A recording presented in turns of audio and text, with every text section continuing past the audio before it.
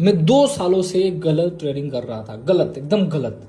लेकिन जब से ये चीज़ें मैंने करना स्टार्ट कर दिया, यकीन मानोगा इस 100% एक्यूरेसी निकाल रहे हैं हम लोग। आपको सुन के अजीब लग रहा होगा, लेकिन मैं आपको थोड़ी देर में क्लियर कर देता हूं और इसका रिजल्ट भी आपको दिखाऊंगा। पूरा ध्यान से इस वीडियो को एंड तक देखना।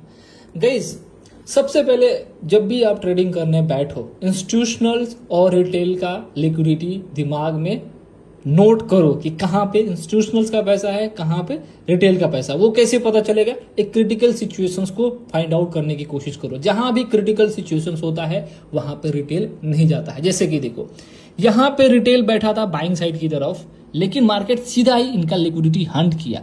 अब बताओ, इस तरह के सेलिंग कैंडल्स को देखने के बाद क्या रिटेल बाई करेगा? नो, नहीं बाई करेगा।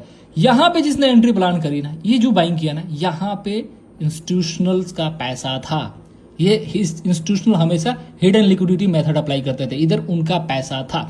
रिटेल हमेशा ब्रेकआउट पे जाता। देखो, ब्रेकआउट के बाद रिटेल गए, इधर रिटेल गए, जितने लोग रिटेल इधर गए थे ना, इन सबका स्टॉप लॉस हंट किया और मार्केट देखो जहां तक रिटेल का पैसा था मार्केट वहीं तक आया एंड देन रिजेक्शंस लिया। फिर वही चीज, जब इस तरह के क्रिटिकल सिचुएशंस में बाय जो है रिटेल नहीं बैठ सकता बाइंग करने में, उसी तरह फिर से ये पहला जो कैंडल था ना बाइंग वाला, इसमें भी रिटेल नहीं था। रिटेल कहाँ गया था? रिटेल इसके ऊपर गया था। जब रिटेल इसके ऊपर गया था तो स्टॉप लॉस कहाँ था? नीचे की तरफ। और वही स्टॉप लॉस देखो मार्केट फिर से हंट कर ली। तो ये क्लियर हो गया ना कि यहाँ पे इंस्टीट्यूशनल का पैसा, यहाँ पे इंस्टीट्यूशनल का पैसा, इसके ऊपर जितने रिटेल थे इन सब का स्टॉप लॉस चला गया।